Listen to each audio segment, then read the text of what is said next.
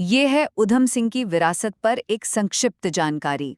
तो ये कहानी है एक ऐसे क्रांतिकारी की जिसका 21 साल लंबा इंतजार, आप जानते हैं, पूरे देश की आज़ादी की लड़ाई का एक प्रतीक बन गया। तो सबसे पहली बात, वो बदला जिसने ब्रिटिश साम्राज्य की नींव ही हिलाकर रख दी थी। हुआ ये कि 1919 में जब जलियांवाला बाग हत्याकांड हुआ, तो उधम सिंह ने उसे अपनी आंखों से देखा और बस वहीं उन्होंने बदला लेने की ठान ली।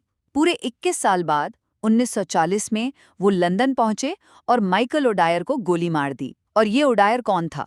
ये वही शख्स था जो उस नरसंहार के समय पंजाब का लेफ्टिनेंट गवर्नर था और जिसने उस क्रूरता को सही ठहराया था। दूसरा, इस एक गोली का असर आप समझिए लंदन से कहीं ज्यादा भारत में हुआ।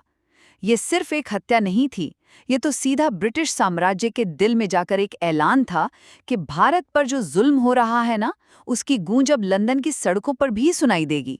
इस साहसी कदम ने भारत के स्वतंत्रता सेनानियों में एक नया जोश भर दिया और उधम सिंह विरोध का एक बहुत बड़ा प्रतीक बन गए। और आखिर में उनकी शहादत और विरासत। ओडायर की हत्या के लिए उन्हें 31 जुलाई 1940 को लंदन की पेंटनविले जेल में फांसी दे दी गई। लेकिन कहानी यहाँ खत्म नहीं हुई। सालों बाद 1974 में उनके पार्थिव शरीर को पूरे सम्मान के साथ भारत वापस लाया गया। आज भी वो हमें यही याद दिलाते हैं कि न्याय के लिए लड़ी जाने वाली लड़ाई किसी सरहद को नहीं मानती। उधम सिंह का बलिदान सिर्फ एक बदला नहीं था, बल्कि भारत की आज़ादी की लड़ाई में एक अमर चिंगारी थी।